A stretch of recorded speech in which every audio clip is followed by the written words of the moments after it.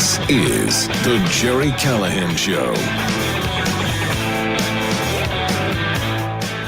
Well, I was, Say it. Say it. I was wrong.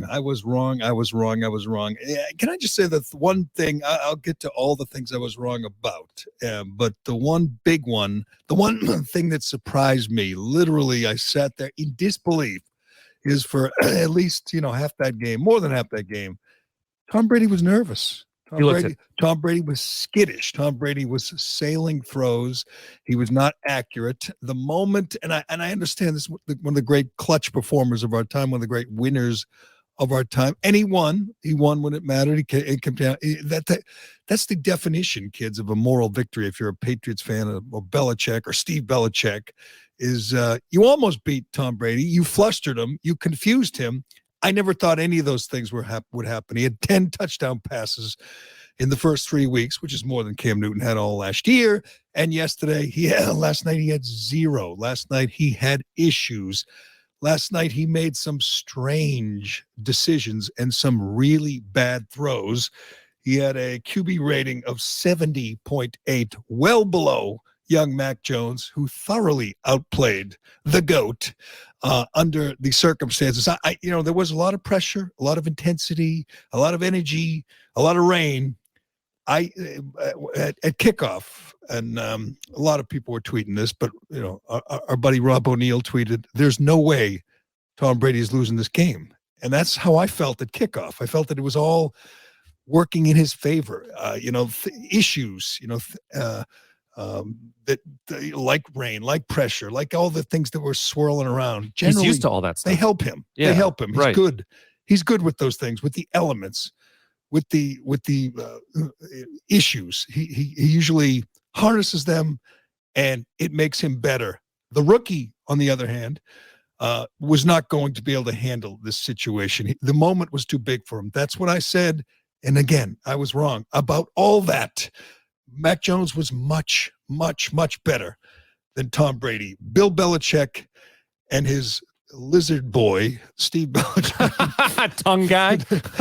Who is that? I don't know, but I guess he knows. I guess he doesn't care. He's like Dad. He does not care what he looks like on camera. He knows. With a mullet like that. Yeah, no. With a mullet like that, with a tongue like that, I guess he's focused on football. And if he's the one calling the defenses and dialing up the blitzes and everything else, moving the chess pieces, then that was his finest moment as a NFL assistant coach.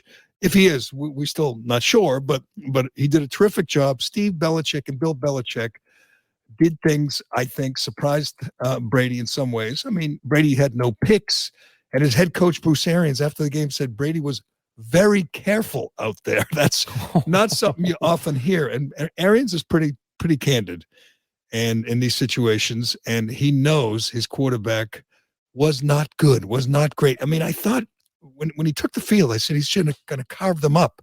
I felt even better about my pick that they would win by whatever I said. It was 31-13. So that's whatever that is, 18 yeah. points. Yeah. I felt even better about that pick. I thought he was going to put a whooping on him. And then Mac Jones came out and just looked perfectly comfortable. The Patriots couldn't run the ball. They ran for a -1 yard. He got no help from the running game. He was dropping back every play. At first, they were pressuring him and beating him up and knocking him around. He threw a pick while getting hit again. Yeah. Again, not his fault, but he settled in nicely. And if you're a Patriots fan, at the end of that day, I mean, you lost the game. You're 1-3, but you're feeling great because nothing matters more than the quarterback. Do you have a quarterback? And every game you watch around the league, you say, that team's got a QB, whether it's whoever, Green Bay, yeah, they got a quarterback, or Arizona, they got a quarterback. They're good. The Patriots have a quarterback. They're 1-3. They're not might be going to the playoffs. They're not winning the division. They're 2 games behind Buffalo already. They got issues, but They have a quarterback, and he's 23 years old. And the most impressive thing is they were absolutely telegraphing pass plays because they couldn't run the ball. You said that before. That generally is tough when you're a quarterback and they know you're one-dimensional at that point. They know they only had Tampa couldn't get to the quarterback coming into this game. They only had 3 sacks on the season. I believe they had at least 3 last night. I'll check it, but they were one pressuring. really rough one too, where they I can't remember who it was, nailed Mac Jones flat on his back. He took a pounding, and if he were the 44-year-old, you'd say it's going to be tough for him to get out of bed today. Yeah. But he's 23. He won't even feel it. He'll be fine. He'll be bouncing around the field today, practice, and he'll get better. He looks comfortable already. Granted, again, he's 1-3. But as Chris Collinsworth pointed out, there's a bunch of rookies starting. There were 5 of them in the first round, I believe. And, Trevor Lawrence and Zach Wilson, 1 and 2, they're starting. He's better than them. Right now, he's much better than they are, even though Zach Wilson won a game. There's no way you would trade him. And Trey Lance is too early. He came in at halftime when Garoppolo got hurt, but he's the best of the rookies so far. And what else can you ask for? I guess you could ask for some W's, some wins, but it was really surprising. And I guess that's why football is great, why the NFL is great, because you never freaking know. I was convinced, a lot of people were convinced that Brady was just going to light him up in Foxborough, and he was going to run away with it, and Bill Belichick was going to get embarrassed, and it was just going to be Brady's night. He loves these situations. He loves when it's all about him. He loves when there's all kinds of pressure and all kinds of attention and all eyes on him. We've seen it in Super Bowls. We've seen it in the playoffs. In this case, again, he got the W. He can walk away. They're 3-1. They've won 10 of 11. He's probably going to the playoffs. Hell, he's probably going to win another Super Bowl. But on this night, he was, again, thoroughly outplayed by a 23-year-old rookie. And I hate to say it, but the moment, I don't say it was too big for him, but it got to him. It got to Tom Brady, which to me was the shocking thing. I thought he would, from the first throw, he'd be on the money. I swear to God, in the first half, he had like 1 accurate throw. He was off the mark. He was sailing all the ball day. And I tweeted that, said, is he throwing an accurate? And what about the record breaker to Mike Evans? Go look at it again. It was behind him. Yeah. He was not the only accurate throw he had, and this was after I tweeted, by the way, was the back shoulder to Antonio Brown when he did an out and up and he stopped, and it was perfect timing between the two. It was a terrific throw. But other than that, even the completions were off the mark. And I know it was raining. Collinsworth, and this is one problem I have with Collinsworth, is he's good, he's smart, he knows what he's doing, he knows what he's looking at, watching, but he's always apologizing for players and coaches and the league, by the way. He's a league guy, a shield guy, and he kept saying, the rain. Well, we've seen Brady play 1,000 games in the rain and the snow and the wind. He's great in the elements. I didn't think it would affect him at all. In fact, I thought it would affect everybody else except him. And we'd be saying, boy, that's the guy who played 20 years here and just was never affected by adverse conditions. Well, he was. The rain, I guess, was a factor. The crowd, the coach on the other sideline, just the magnitude of the moment. And what would we be saying? What would we be thinking today if Nick Foles' 56-yard field goal doesn't hit or hits the upright and doinks through the ground? Huge story. It'd be like, holy crap. Huge story. Brady lost and put up only, 1 touchdown. He would have definitely taken a lot more heat. Yes. It would be, I hate to say choked. That's a strong word. Players hate it. Coaches hate it. I would say Brady was affected by the elements. How's that? I agree. And it used to be his advantage. It used to be the Patriots' advantage and his advantage because they practice in it. They're not practicing in a bubble. They used to practice, or they do. When he was here, they would practice outside in all the elements, whether it was rain or snow. It didn't matter, so it was always their advantage. But he did not look good last night. And Belichick would take a bucket of water and pour it on the ball. Yeah. And we'd hear about it afterwards. Isn't that amazing? Belichick, I thought Belichick was going to have like his worst night as a Patriot coach since, before Brady came along. And it was going to be like, holy crap, is the hoodie reached the end of the road? He had a great night.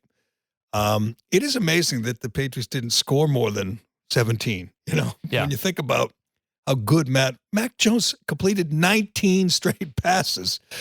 which is I believe it was it a rookie record? I think it was a rookie. Yeah, it's a rookie record, and as good as Brady has as well as Brady's ever done, and tied Brady's best, which is amazing. And many of them were check downs, but they were accurate throws. They were throws under pressure, guys around his ankles. He was terrific, and I think unless he discovers the joys of cocaine and hookers, he's going to be great. Oh yeah, maybe not. Yeah, as long as he stays. Great's too strong a word. I mean, it depends. I mean, his offensive line needs to get a hell of a lot better and protect him better if he's going to be great for a long time. I think the biggest risk right now is probably injury. That's they played true. That's super true. poor. That's what you got with Brady. You got a guy who never got injured or rarely and knew how to take a hit. Mac Jones is smart. I don't know if you're aware of this. He got a 4.0. I think Collinsworth said that a few times. Thanks. At Alabama. If you put that on a sliding scale, that'd be like a 2.7 in a real school, right? Like UNH, yes. Like UNH. Were you Mass? No. I mean, how do you get a 4.0? Don't just slack off on one or two classes like those gut courses and just I think say, it's out of 5 now. I'm going to settle for a B in that class. But he got a 4.0. Maybe it's a sliding scale. Starting QB. Yeah. If he shows up and doesn't fall asleep, he gets an A. I think that's about right. Which is fine. That's probably the way it's done at Alabama.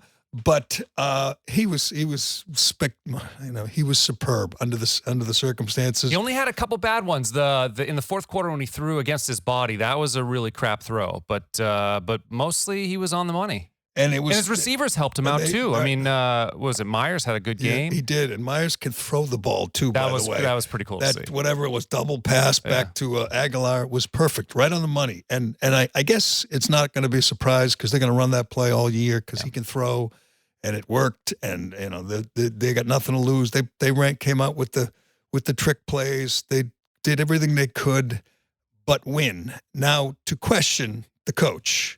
Again, the coach drew up a great scheme, and he got the most out of Matthew Judon. He did. Who was the best player on the field. He was a force. I would say, I'd say the best player on the field. Mac Jones was close, but Matthew Judon, the guy with the red sleeves, as somebody's tweeting, that guy with the red sleeves came to play, and he did. But you know what? They spent a fortune on these guys. It's not like they just discovered these, diamonds they spent a fortune on the two tight ends and on Judon, and at least he looks like he's earning it.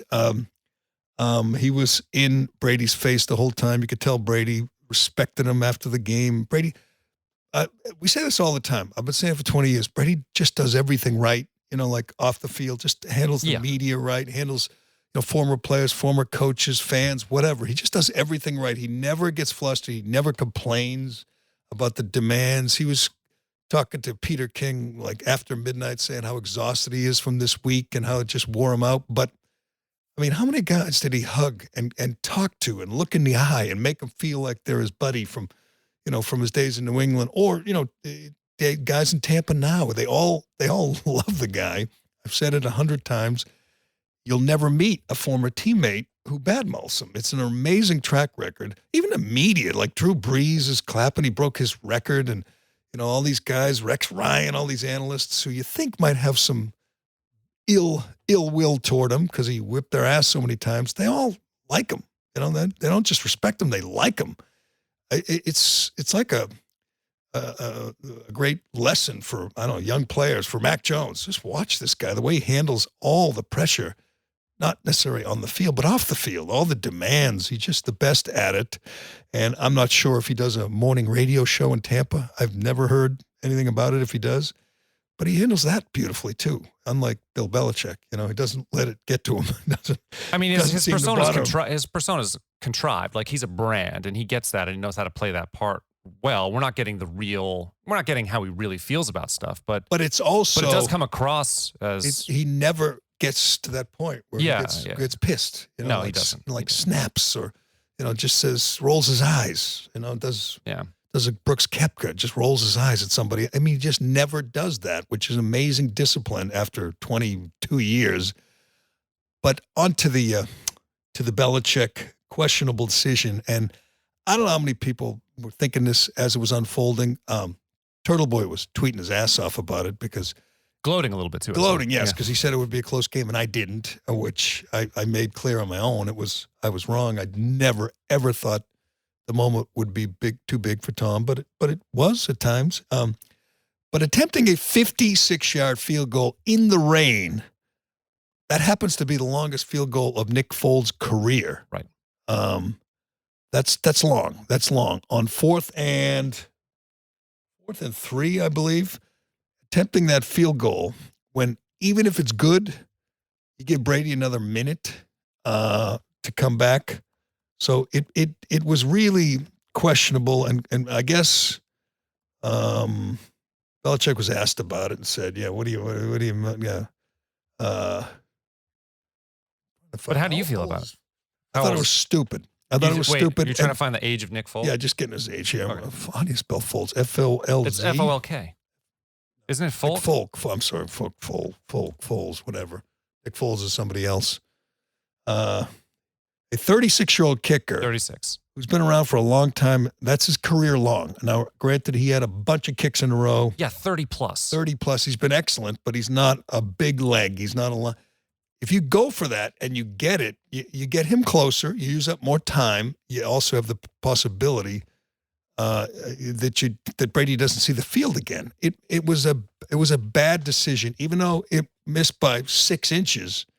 That was asking a lot of Nick Folk, asking a lot of a guy who's been terrific for you. That was not a good decision. I think that was the right call. The absolute right call. Well, it didn't work. No, it didn't work. I mean, but he missed by a few inches. He banged it right off the post. That's true. He certainly has the leg. I was surprised he reached. Put it that way. I didn't think he would reach. I thought it would come up short. I mean, I'm sure they tried that in practice. At the same time, and I don't know, again, if it's the moment and the atmosphere that made these guys kind of get out of what they do best, which is thinking clearly and making these smart decisions. This was not a smart decision on the part of Belichick. However, even more questionable was the Brady last sequence for Brady when he threw to the end zone twice. And as I pointed out, the second, I thought they were both pretty good throws. The first one, Antonio Brown lost in went the wrong lights. way, I think, yeah. Yeah, or just didn't see it. The second one hit him on the hands. And as Collinsworth said, we've seen him make that catch many times. This was the most prolific receiver in the league when he was in Pittsburgh. He made that catch a lot.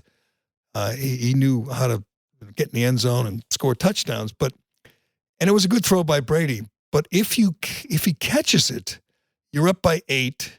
You give the other team 2 minutes to come back and tie, with a touchdown and 2-pointer.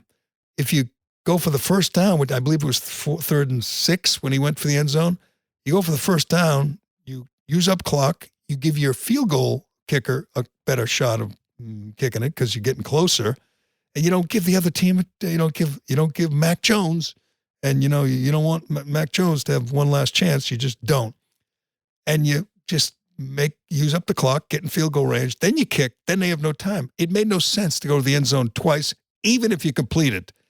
You have a chance of them tying it and losing it in overtime. But Brady wanted it. He felt like he had a good matchup. It was Jonathan Jones, I believe, against Antonio Brown. He thought he had a good chance, and he did.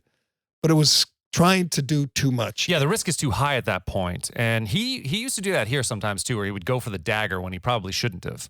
I think that was some ego there showing through. Yes, and it was, and he knew a mismatch, and he just felt like he had it, and he probably felt like it was a safe throw, that they weren't going to pick it off, and he just liked his guys' chances. But it was a frustrating night for the Brady haters. See, I think they're going to get huge ratings, right? The ratings going to be through the roof. Maybe we'll even have them this morning, but most of the country's watching, hoping they both lose, right? They don't want, they're sick of Brady, they're sick of Belichick. But, it was kind of, I don't want to say they both won, but in a way they did, but if you think of this as a rebuilding year for the Patriots and they don't have any Super Bowl aspirations, and they probably don't, we're deep at No. So their quarterback looked terrific. Their coach looked good, but they're at least the defensive coach. And they almost beat Brady by a couple of inches. They beat the spread. That's always important. They did. Oh, yeah, that's always important for coaches and players. So it's like a moral victory for the Patriots, and it's a lucky victory for Brady. That's the worst thing for Brady / Patriot haters around the country who are tuning in, hoping, they'd both walk off the field miserable and defeated. But it didn't happen. It was a bad night for Belichick-Brady haters. I think so. You know what I mean? Yeah. Like, it's a moral victory for the Patriots. It's a lucky victory for the Bucs. Nobody was embarrassed. No. You know, if that kick is good by Nick Folk, Brady is just crushed today. He's or after the game, it's just a crushing defeat. That'd be 2-2. It would be, it'd be a huge upset, but it wouldn't have been a good night for Tom Brady if that kick boink goes off the upright and through. You really think that was a bad decision, though? Yes, I do, because he's hit that in practice. He's hit that in practice. He hit 30 plus in a row. Collinsworth was saying that he had like a bad plant leg. Who knows? He kept saying that. He was hoping. But he hit the hell out of that ball. He had another 10 yards on that. I was stunned he got it there. I really was. But and I think you do it. Even with the minute left, you take the points. And you also trust your defense. You take the points. And you put your hands in the guy that's been hitting kicks for you for the last year and a half. If it's good, do you think Brady, obviously they kick off, Brady gets it at the 25. Do you think Brady gets him in field goal range? Because I do. And maybe it's, only comes from watching for 22 years. But he did not look good last night, though. And maybe you pick him, maybe you stop him out of it. A 70 rating. And, the Patriots defense, at least the defensive backfield, the pass defense is so much better than the Bucs. The Bucs had 3 cornerbacks in the end, including Richard Sherman. Yeah. Was on the street 3 days ago. So they had no corners. They got an issue going forward. They don't have guys who can cover. And, the Patriots, Mac Jones isn't going to be the only one to exploit them. But I got to say, it was an awesome night. I mean, it was a great game. I know there was a little debate on that. Was it a great game? It wasn't a great game in that you didn't see a lot of scoring. I mean, you didn't see, you thought you would see a lot more points. I mean, hell, Brady had no touchdown passes. You saw turnovers. You saw that guy Taylor put it on the ground, big turnover. Yeah. I believe it was who fumbled for the Patriots. Was it Myers? Yeah, Jacoby Myers who fumbled, and they got a gift from the replay official. It was a fumble. He took 2 steps. Patriots kept the ball. There were a couple dreadful calls. There was a call on Mike Evans on interference, a terrible call. The officials suck, but the Patriots at home continue to get the calls. They got them when Brady was here. They get them with Belichick. And it would have been frustrating if you're a Bucs fan or a Patriot hater at the end, because they did, Patriots, as always, get the call. And the penalty on Matthew Slater, I saw people bitching about that on Twitter when he ran 30 yards. I mean, I think that's fair. That was about as obvious a penalty as you're going to see. Yeah. And Belichick was complaining, and all the Patriots honks were complaining, but that was clearly a penalty. That is a textbook violation of that rule, and no one's taking anything away. Matthew Slater's great. He's a Hall of Famer. He's a wonderful human being. That was an idiotic play by him. But can we all agree that the that's true. There was a call, I believe, on Antonio Winfield Jr. that was a terrible call, too. Can we all agree that Steve Belichick's tongue kind of stole the show? People all over Twitter, people were talking about it. And there were all the comparisons to like lizards in movies and snakes. And you know what? I kind of respect that. If he doesn't worry about it, if it doesn't bother him, if he doesn't let the image that the world is seeing, that doesn't affect him at all, that's pretty good, because that's typical Belichick, right? Doesn't let it get to him. But God, that looked like something, that for which he might need, medication. He might, yes.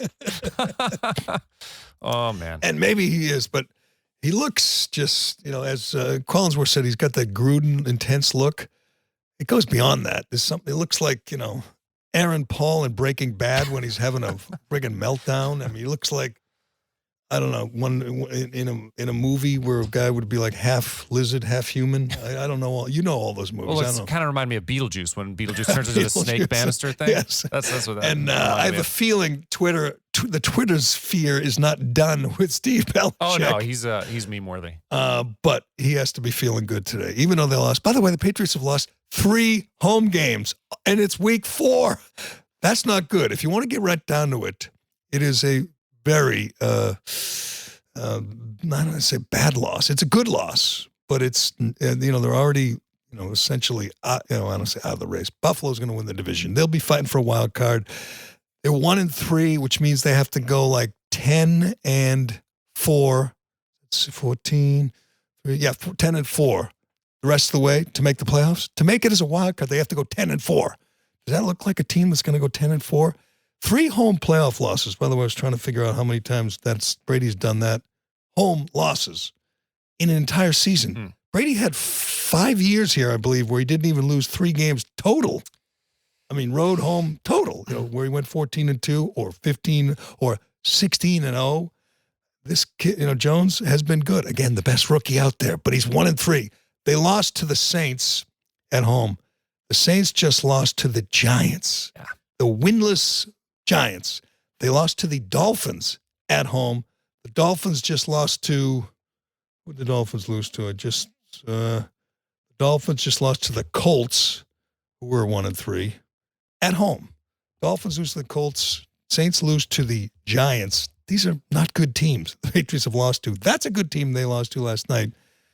And the only win they have was against Zach Wilson and the dreadful Jets, who again won yesterday. So it's a rebuilding year, folks. I hate to. Well, defense is going to keep getting better, but I don't know that Jones can put more than 20 points a game on the without a running game at all. Right. Without James White. And now without White. Oh, by Bolden is so slow compared to White. No, he doesn't. And Taylor put it on the ground when and as Collinsworth or Michael said, that's normally James White's job. But the Bucs were without Gronk, and that mattered without a doubt. When you're inaccurate, when you're unsure, Gronk's the ultimate safety blanket. You look for the big guy, put it anywhere near him. He makes the catch. He bulls his way for 10, 12, 15 yards. You're getting a little bit of a groove. They missed him. He might be gone for a while with whatever his 4 cracked ribs, a fractured rib, a punctured lung. The idea that he was probably thinking of playing is just so bizarre. Just take your time. Anyway, they were out him and without Giovanni Bernard, their pass catching back. So they were missing some guys. And again, they had no cornerbacks. So that matters. But Brady escaped. That would be the appropriate. And you know what? He'll probably never play here again. Would they do it every 3 years? Yeah, which something means like that, he'll probably, and if he does, maybe Steve Belichick's the head coach. Everything's different. In this case, it had everything, didn't it? It had everything. It was a night prime time game. That's the thing. There was a lot of drama all the way through the end. The weather made it seem kind of like a movie. Felt like a cinematic. Yep. The rain. Everything was big. Everyone was there. All the national guys were there. All the attention was on Brady, and it felt obviously like a playoff game. Here's where I'll defend Belichick. Is if just pretend Brady won 3 games in the playoffs last year on the road and won the Super Bowl, obviously. If they just something didn't go right, someone fumbled, they lost the game to either it was Washington, Green Bay, and New Orleans. If they'd lost Aaron Rodgers or Drew Brees on the last second play, Belichick would look smart because if you kept Brady and he didn't go somewhere else and win a Super Bowl, you'd say, right now you got a 44-year-old quarterback and you don't have Mac Jones. Yep. You don't have your future. I don't know who the backup would be, Brian Hoyer. You'd be saying, yeah, Brady's good. He's better. He gives us a chance. We'll make the playoffs. But we would have no future if you're the New England Patriots. Right now, the only reason Belichick looks bad is because Brady won a Super Bowl. Now, that's a legit reason, it's a bad look that the guy walks away and wins the Super Bowl in his first year when you go 7-9 with Cam Newton. But if your whole idea, if you're Belichick and your whole thought process is we have to worry about the future, well, you got the future. You took care of that. You have the guy. Hopefully. It's a little bit too early for that, but I think so. I think you're right. But it looks like they made a good pick, right? You're right. It's too early. Except Brady's going to win another Super Bowl this year. And Brady ruins it by winning Super Bowls. But if he'd been like a normal human being and just, went to the playoffs and maybe lost in the second round or lost in the NFC Championship, say, hey, that's fine. Good luck to him. Belichick's got to think about the next 10, 12 years. And he did. And he drafted a guy who looks good.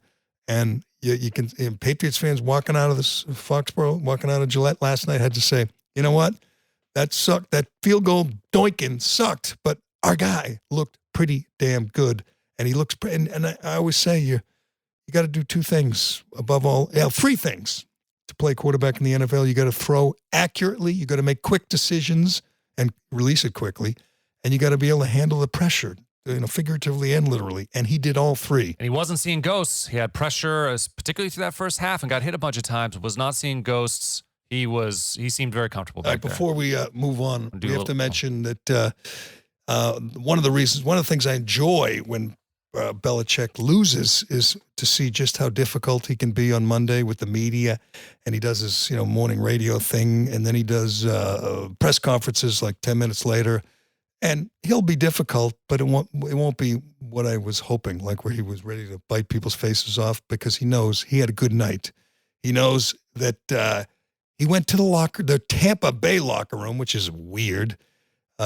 In the Tampa Bay locker room for 15 to 20 minutes to talk to Tom Brady and probably other guys. He talked to, Antonio Brown and maybe Bruce Arians, but Brady and Belichick will keep their conversation confidential. That's a long time, too. That's beyond pleasantries. Hey, how's it going? How's your family doing? That takes 3 minutes, maybe. 15 minutes is a long time. And you're doing it with the guy who's got people yanking him in all different directions. That's Peter King's waiting over here and Michelle Tafoya's over there.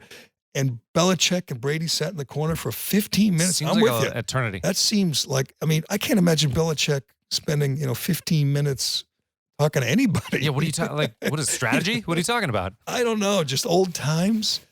It seems like Belichick he had a thought. Here it was, I'll tell you. Is he wants this notion that the two didn't get along or the two don't have a good relationship. He wants it to die, and he's doing his best to kill it. Now, that's one way. He hugs him on the field, which was a little weird because, you just lost the game, and a lot of times Belichick barely acknowledges the other coach, let alone the other quarterback, but he gave him a hug. He doesn't look natural or comfortable. I mean, 69-year-old guys aren't supposed to hug people, are they? I mean, maybe not they're adults, maybe they're kids or grandkids, but he gave an awkward hug on the field, and then he visited him in the locker room for 15 minutes and won't say what it's about. Now, he went on the radio this morning, and he said that he don't think they asked, I think Wiggy asked about Seth Wickersham's book, the new book, It's Better to Be Feared, where they talk about Brady's and the rift between Brady and Belichick and why Brady left and everything else. And by the way, Collinsworth embarrassed himself when he talked about that. Oh, he did. So they want to make it seem like they don't got around. It was the other media. It wasn't us. That's right. It wasn't us. We didn't say it. And Coach, it was those people, the media people, those jackals. It wasn't us who talked about the falling out between the coach and the quarterback. Now, to me, it's obvious. Of course there was a falling out. If there wasn't, Brady'd still be here. Yeah, you tweeted that last night. I 100% agree. I mean, of course. What's wrong with saying it? There isn't anything Coaches wrong. and players drift apart. They have different agendas. Brady wants to win now. Belichick has to rebuild. Whatever. Of course they had issues. Anyway, forget Collinsworth. He disappointed me. But Belichick says he doesn't think he's ever spoken to Seth Wickersham. Can I just predict that that's going to be easily debunked, easily refuted? Yeah. If Seth Wickersham has ever talked to Belichick, and I think he has, he probably has it on tape. He probably recorded. And if he didn't, he knows all the details, where we were. He's got all the notes. He's going to easily refute that, and it's going to turn out, and I think that's why Belichick said he doesn't think he's ever spoken to Wickersham should, because it would shine more light on his book. I mean, that'll definitely create controversy. That'll move the needle if he comes out and says it. I hope he does. It'll be interesting. I think he will. Why don't you get him on and see if we can get him to join us now that he's making the rounds. We're going to try to get Wickersham on because, it didn't work out great for Wickersham because there was no bad blood after the game, nothing. That would have been better. That would have been better. But Belichick says he don't think he's ever spoken to him.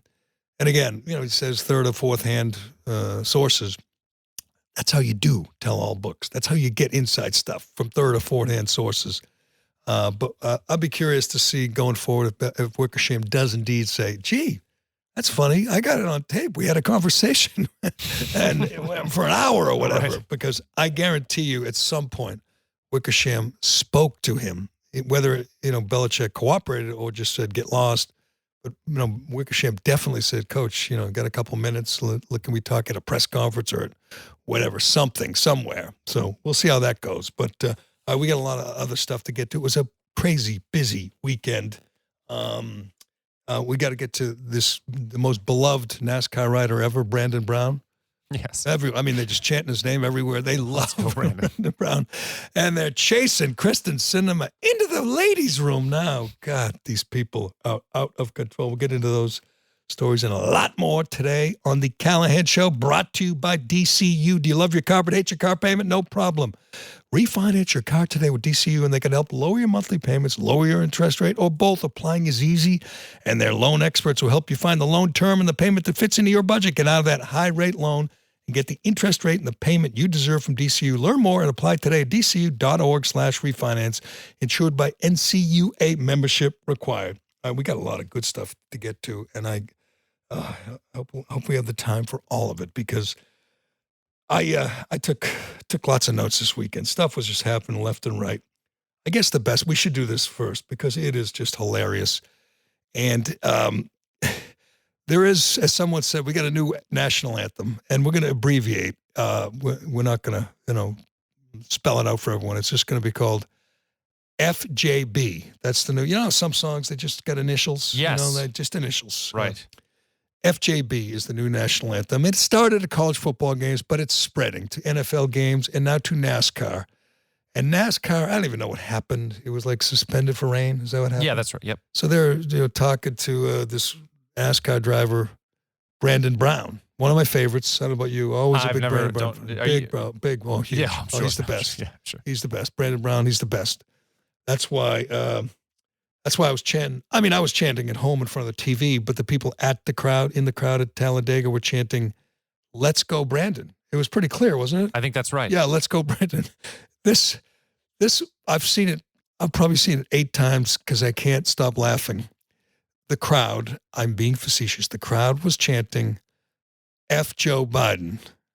Oh, like you hear at the games. It's a new thing. It's going everywhere. You think they're not going to chant that at Talladega? You think there's a lot of Biden fans, a lot of pajama boys in the crowd at Talladega? They can't stand Joe Biden. Even before he just got into office and destroyed the country, they probably weren't big fans.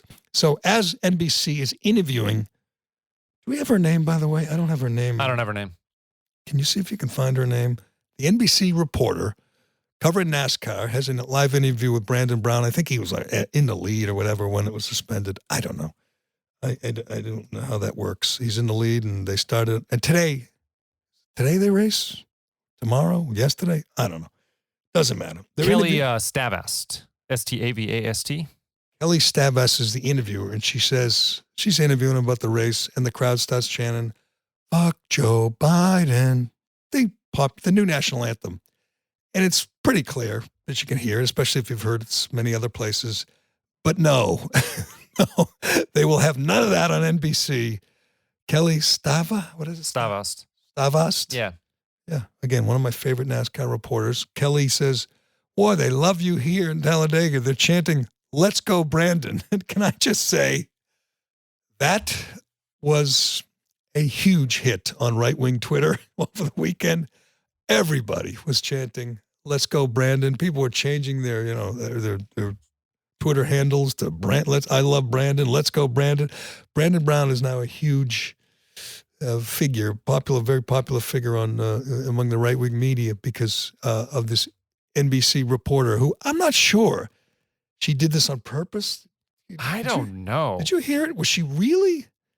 We can listen to it. I'm not sure. She knows. Well, maybe she doesn't. All right, let's listen to it. You tell me if she did this on purpose in an effort, because obviously the F Joe Biden chant has ruffled a lot of the media, the sycophants in the media, and they want it to go away, but it won't go away. It's kind of spontaneous. It's kind of hard to ignore. But she's going to tell her audience that up is down, up is down, down is up, the sky is green, and expect the world not to catch her in this ridiculous lie. But let's listen to Kelly with Brandon at Talladega the other day. Thank you to all of our partners. Oh my God, it's just such an unbelievable moment. Brandon, you also told me, as you can hear the chants from the crowd, "Let's go, Brandon." Brandon, you told me you were going to kind of hang back those first 2 stages and just walk. I take it back. She definitely heard it. It was clear as day. Clear. F. Joe Biden couldn't have been clearer. And she says, you love the chant, let's go, Brandon. Well, and you'd have to be in some hole in the ground to not know that's what's happening across the country right now. Okay, can I try to imitate the let's go, Brandon, fuck Joe Biden? Is it even close? Not even close. I wonder if someone, it was in her ear, or someone in a meeting said, they're going to do this chant. Oh, maybe. We're in Alabama. Here's what you're going to do. Say this. Well, I mean, how? Well, she got a producer in her ear, probably. So you hear it, and the one you just played was the clearest one yet. Oh, yeah. Fuck Joe Biden. She says, let's go, Brandon. What Not the even hell? close. Not even close. But you know what? Thanks to Kelly for bringing that to our attention and giving us a good laugh. And I don't know. I mean, someone somewhere is going to say, nice try, Kelly. Nice try. We're here to, you're on NBC. Your job is to protect Joe Biden. By the way, I won't spend a lot of time on this because I know it bothers you and so many others. But Saturday Night Live, I tune in. It's the season premiere. They got some new cast members. Owen Wilson's the host, which is weird. He was all right. I didn't think he was a big enough star to be the host of SNL. Anyway, they have a guy. I don't know his name. New cast member. He's there to play Joe Biden. He sucked. I mean, it was lame. I've seen other people play Joe Biden.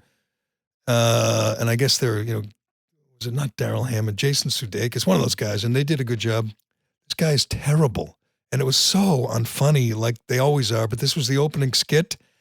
And typical NBC, typical Saturday Night Live, they have Joe Manchin, who's played by a woman, that big woman in Ellie, whatever, an 80 something, and they have a Kristen Sinema, and then they have an AOC and an Ilhan Omar. Guess which ones were the good guys and which ones were the bad guys? You tell me.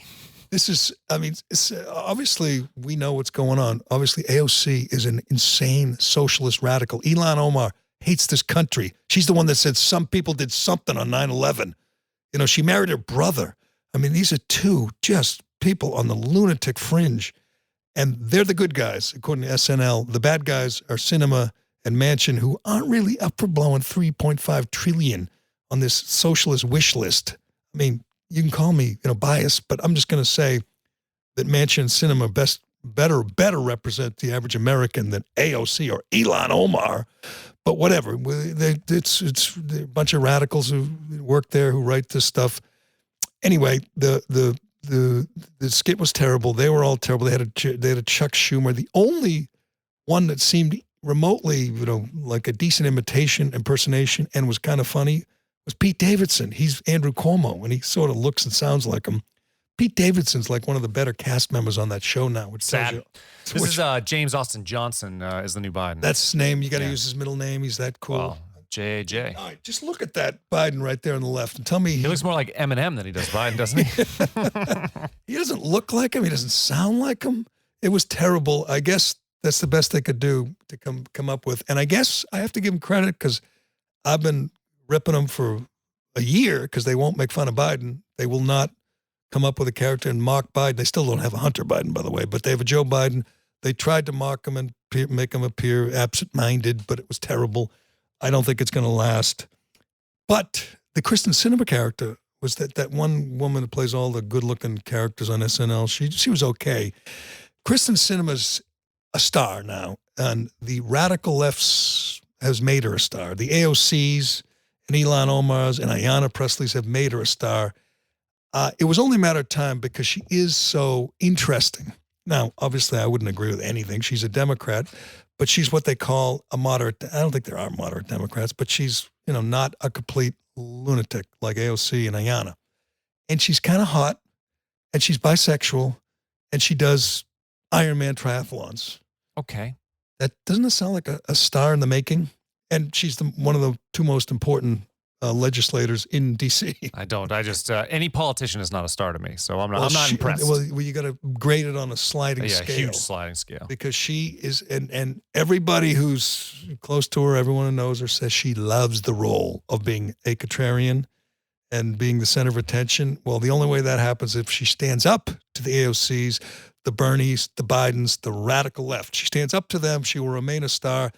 And this could not have worked out any better for her. If you missed it over the weekend, some radical nuts, and this is how it works these days. If you're a Democrat, a liberal, you're allowed to attack your enemy anywhere. In restaurants, or go to their house like Tucker Carlson, you can go and bang on their door. You can go to restaurants, chase, Sarah Huckabee out of a restaurant. You're allowed to do that. As Maxine Waters, get in their face. Tell them they're not welcome here. They do that, and it's okay, obviously, because, they're liberals. You're allowed to do that. If this were reversed, I'll just ask you, as you watch this, as you listen to this, just imagine if the person who chased Kristen Sinema into the bathroom, literally videotaping it, there were two people. I believe the other one was a man, by the way. Could be wrong. He's not on camera. But the one who confronts her, as she shuts the stall of the door of the stall to go in there and do her business, is standing right outside the stall door, yelling at her, videotaping it. This person's an illegal alien. She admits she's an illegal alien. Any serious country would deport her today for accosting a senator, a sitting senator in the bathroom. I mean, it's disgraceful. Sinema handles it well. She doesn't say anything. She doesn't ignore her. She ignores her, doesn't take a swing at her. I mean, she must have been so tempted to just say, get out of my face, you creep. Anyway, this group, who are all in favor of passing whatever, $3.5 trillion and crazy, left-wing spending, this boondoggle they're talking about now. And Sinema's standing up against it, of course, because she's not insane. I mean, she's a little insane, which is kind of hot when you say that. Right, okay. But she dresses kind of wild, and she has. Anyway, she ignores this person. They chase her down the hall. You know what they did last night? I believe last night. They went to her house. Oh, yeah. These same lunatics went to her house. If this were somebody doing this to AOC or Ayanna Pressley or Nancy Pelosi, they've been arrested, immediately arrested, handcuffed. They'd be facing hate crime. They'd be in the deplorable jail. They wouldn't get bail for 6-8 months. We have two systems of justice, one for the crazy lefties like this asshole who chases Kristen Sinema, these couple of assholes who chase her into the ladies' room. And if you watch the whole video, someone else is next to her in another stall. She comes out and is like, what the hell is going on here? Your videotape. I mean, that is illegal to do this, what she's doing. It is illegal. And she's an illegal alien. What else do you need to know? Put her on the next plane back to wherever she's from. That's what a serious country would do. They would not tolerate this. But she's on the right team. She's on the same team as the president and same team as the media. So they're going to say, she just wants, a pathway to citizenship. Isn't that all? Anyway, is this worth playing? It's a visual. We do have some sound, yeah. Okay, let's listen. This is these crazy illegal alien, pro pathway to citizenship, pro open borders, pro $3.5 trillion boondoggle. These are the people who are trying to get Sinema to vote with Bernie, with AOC, and they will stop at nothing, including the door to the ladies' room. Sinema, we want to talk to you real quick. Can we talk to you real quick? Actually, I am heading out. Right now is a real moment that our people need in order for us to be able to talk about what's really happening. We need a Build Back Better plan right now. We knocked on doors. We need solutions. The Build Back Better plan has the solutions that we need. We knocked on doors for you to get you elected, and just how we got you elected, we can get you out of office if you don't support what you promised us. And I was just saw on Twitter, they went to her house. They went, as I said, to Tucker Carlson. They went to Brett Kavanaugh's house a couple of times. I mean, there's just no stopping these people. And again, if you haven't seen it yet, I recommend you check it out. And just do me a favor. Imagine that's Nancy Pelosi. Imagine that's AOC. And the person with the camera or the people are wearing red MAGA hats. And they're saying, we demand you vote against this irresponsible spending. We demand you don't bankrupt the country. And first of all, AOC would start screaming, would never do what Sinema did and just walk away. Secondly, it would be wall-to-wall coverage today about how these people are out of control. They're threatening. Put it this way, as I tweeted, AOC wasn't even in the same building as the rioters, the trespassers on January 6th. And she said she thought they were going to rape and murder her. Wasn't even the same building. These people are following Kristen Sinema into the ladies' room, filming, videotaping her while she's in the stall and then coming out washing her hands. They're following her to her house. And we're supposed to say that's, just part of the public discourse. This person, these people, and they've been identified. She posted on I don't know if it was Facebook or Instagram. It wasn't Twitter. She posted, the woman that chased her, whatever her name is, Bianca or Blanca. She posted about it, apologizes for nothing, thinks this is appropriate. And today, some media will find it outrageous, but others will say, hey, that's just part of the process. Let me do Shay, and then we'll get to Dr.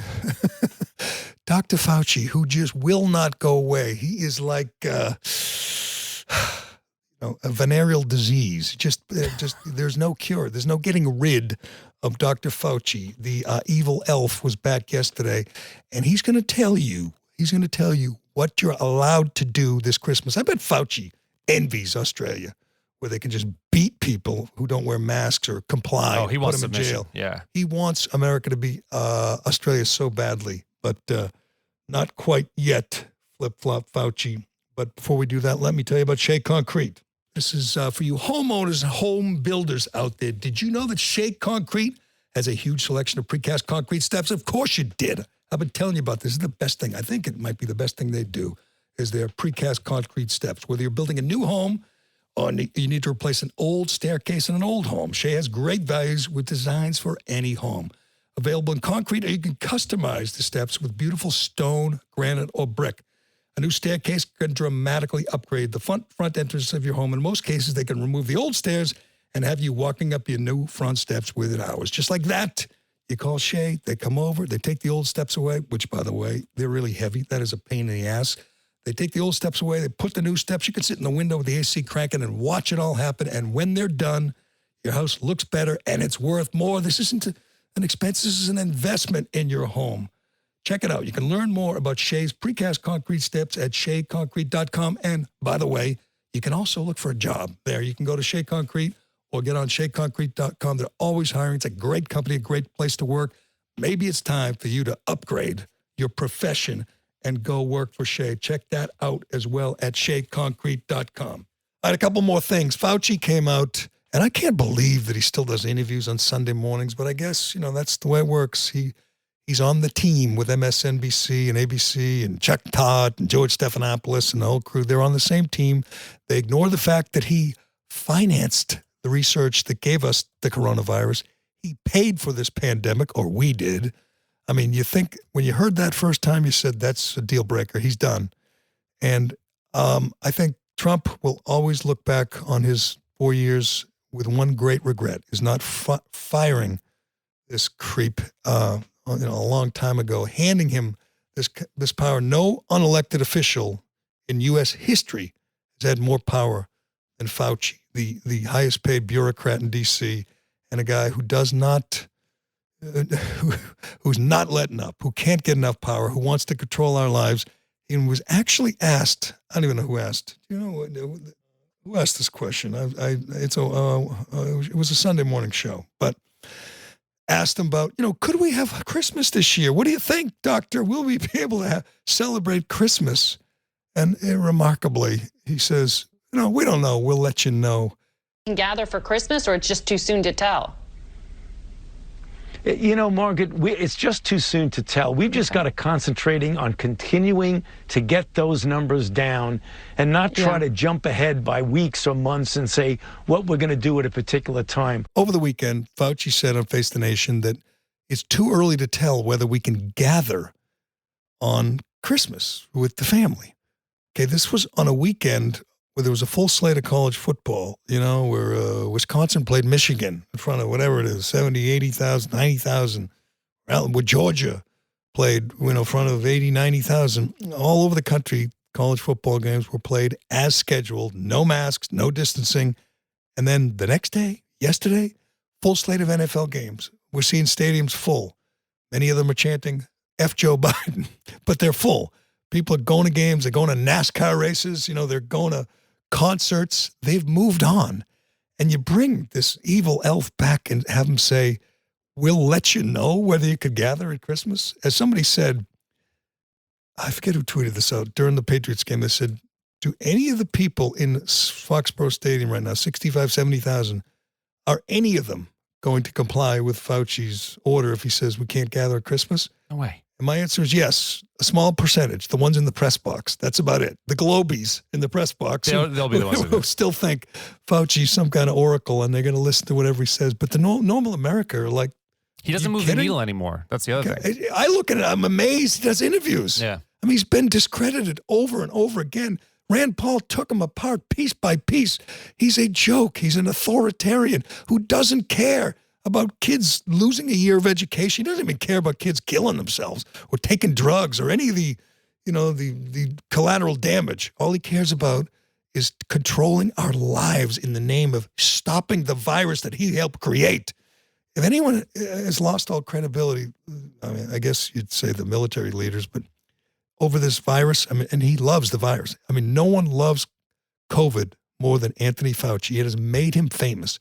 It has won him awards. It has got him invites to the best parties in D.C. I mean, he's on a first name basis with Dana Bash. Could you imagine anything better? No. And Jake, when he says Jake, he means Jake Tapper, not any old Jake. Jake Tapper is good. When he says George, it's not some George that works in the NIH with him, some guy researcher. No, it's George Stephanopoulos. They're like this, Steffi and Fauci. He is close, dear friends with both Cuomo brothers. I don't want to brag, both Cuomo brothers. He's probably, I don't know, when things cool down next summer, he'll probably be spending some time with the Cuomos. Doing the club circuit with the on Cuomos. The Hamptons, yes. Yeah. He'll be hitting the clubs. I mean, is there any doubt he's going to get a Profile and Courage Award from the Kennedys? No doubt at all. If there were still magazines like Time and Newsweek, he'd be on the cover of all of them. Playboy. He'd be on the cover of Playboy with a bunny outfit. Did you see the Playboy? I saw that, yeah. You want to talk about going just round the bend, this latest woke cancel culture, whatever. Did you see their numbers too? Like Playboy's down to their readership is like 250,000. Just picture. I guarantee it's less. That's inflated. But picture an average Playboy reader. Well, not reader. Look, it'd be an old guy like my age or older. Who's not really whatever internet savvy, can't quite get on, whatever brandylove.com. So they get a Playboy, and on the cover this month, if you haven't seen it, is am I allowed to say it's a guy? I don't know. It is a guy, yeah, I think. Well, actually, I didn't check. Could be a transgender. It's a biological guy. And he's in the outfit, the bunny outfit with the ears, and he's, posing as if he were, Pamela Anderson. And they have a big defense of it as they're proud to be inclusive and diverse and all that. The average Playboy reader is just looking at that going, what? I bought this for one reason, to look at hot, naked chicks. And they think that guy who wants to look at hot, naked chicks is somehow excited to look at a hot, naked, well, it can't be totally naked, I don't think. No, I don't think so. Oh, that's right. Didn't they do away with nudity? It's just kind of, I have no idea. I haven't looked at a Playboy in 25 years. Who knows? Wait till now. Now people are really going to come back in the tent. Now they get to see. Right. They get to see guys on the cover. But how did I get off on Playboy? I don't even know. Fauci. Doing some articles on Fauci, right? Which is why people get Playboy in the first place. Now I was reading the articles. Yeah, that's true. Fauci. Yeah. I could picture Fauci in the bunny ears. He'd do it. I mean, he would do it. He posed like with sunglasses, sitting poolside for Vanity Fair, I believe. He's just such a narcissist. And again, does not care that kids, kindergarten kids are masked up by mandate. I don't think he can do it in California. Gavin Newsom, and I have mixed emotions about this, I have to say. These are the people that just voted to keep this sleazeball, this phony in office. And how does he reward them? By saying all children, K through 12, K, that means 5-year-olds must be masked up all day, every day. Of course, he doesn't have the balls to say same for the teachers because they have a union. The kids don't have a union. But I can't imagine being a parent of a 5-year-old, a 6-year-old. That is backwards. I mean, so right. Even the adults who are vulnerable. Even if you agree that, even if you think that masks work, these cloth masks, they don't work. It's like a chain link fence and mosquitoes flying through. But even if you think that they do, so you decide that they work, that is backwards. The more vulnerable are the adults, not the kids. That's child abuse. Absolutely. And he's too afraid to do it to teachers union or adults. I mean, easy to push the kids around. I'd hate to be a kid in California, but I have no sympathy for the parents because many of them, millions of them voted for this asshole. And now you're going to Now he's going to torture. He's going to abuse your children. They don't deserve it, but you do. Anyway, I mean, people are just so done. You see it.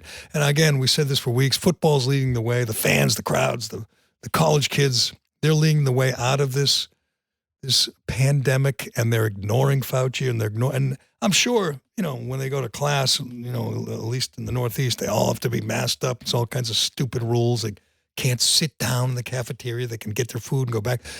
But on Saturday, when they go to games, they let loose. They live their lives. They act like college students, and it's great to see. And they do the same thing on Sunday at NFL games. All right, Carano, anything else? No, I think that's it. I'll put that cinema sound in there. I think, there's some other stories we can get to, but they're minor. Know. Yeah, I got a lot, but we do every Monday. But the game was great. It was not a great game, but it was close. It was intense. That's what I live for. It was under pressure, and you get to see in the guys' eyes how they reacted to pressure. A lot of drama. Good word. Lots of drama. And this week, if you're a Patriot fan, the 1-3 Patriots play the 1-3 Houston Texans. Now you're going to be like, oh, is that it? Tom, come back to us. We miss you. And if they continue to, win 1, lose 3, it's going to be like Halloween or Thanksgiving, and Patriots fans are going to be like, yeah, man, remember the good old days when every game mattered? I don't know. I understand that you got to rebuild at some point, but then it's do you do going to be grim. and spend, I don't know, what, $150 million? That's true. $156 million they spent, and that Matthew Judon, he looked like he was worth it last night. Definitely. I don't know about the tight ends. No. But it's a good question. I don't think the plan was to rebuild. I think the plan was to win enough to be in contention, to be a wild card. And maybe they will. Belichick's teams often get better late in the year, and God knows Mac Jones is going to keep getting better, I think. So maybe in mid-December they're in the hunt for the wild card, but they sure ain't winning any Super Bowls anytime soon. Not when you have already lost 3 home games. That's hard to believe, but it was fun. It was worth watching. I'm just disappointed they didn't chant "Let's go, Brandon" at the game last night. Right. As far as I know. I didn't hear it. That'll be pretty bad, though. If New England or New York or Philadelphia start chanting, that would be. Obviously Talladega, that is not a Biden crowd. If they start doing that in New England, that'd be great. They're in trouble. Yeah. Yeah. I wonder if we could start. I'd have to go to a game though if I'm going to start the chant. Well, maybe one of our people can do that. Go to Foxborough and start the chant. But we will see. We shall. How was your weekend, Carl? It was good. Good. Yeah. Went to the show on Saturday, as you know, and then watched the game last night. Yeah, you did. You watched the whole game? Yes, I thought I was gonna. So the third period was not as dramatic. It was starting to slow down. Call those quarters. Yeah. What am I saying? Quarters, right? But then the fourth started. And it was just so dramatic. I had to. It was dramatic. The rest of the way. It wasn't an artistic performance, but it was dramatic, and that's all you could ask for. When I used to be on the radio, Dino would make sure we all took notes. He had all kinds of notes, and he'd check our notes. Check your notes. So, did you take any notes? It's all right here, my friend. All right here. I got lots of notes. Look at all that stuff. That is a ton. Yeah, it was good. It was fun. And today, I'm sure all the social media sites will be talking about Steve Belichick's tongue. So I'm looking forward to that. That's going to be the day 2 story, as they say. Steve Belichick's tongue. Although he doesn't talk to the media, it's only like once a month. Yeah, is it because he's not? Because normally, right, once a month you do. Does he even do it? Because he's not really the DC. That's true, and that's probably one of the reasons. He's not, keep because him away. If you're the DC, you have to be. I think once a week or something like that. Yeah, you could be right. I don't know, but you're right. His father's going to keep him. It's funny when he talks to the media because he sounds just like his father. I don't remember. Watch sometime. He's monotone. He looks like the same delivery. Yeah. But, if he was calling the defense, he did a hell of a job. He did. Even though he looked like a lizard. But we shall leave it there for today. Thanks for listening. Thanks for watching. Thanks for commenting. And we will anything good on there? No, not really. You read it all show, and you never have any comments that are That's worth not true. repeating? Sometimes I read them, but now we're at the end of the show. You give me shit for not keeping you under 60 minutes, and then you want me to read comments at the end. Not now. You could have read once or two in the middle of the get going. debate. All right, I'll do that. I'll jump in more with that. If they're good, people want to talk about the Sox, Yankees. No. Tomorrow night, go Yanks. Go Yanks. Right. All right, that will do it. I'm Jerry Callahan. This is The Callahan Show, and we will talk to you again tomorrow morning.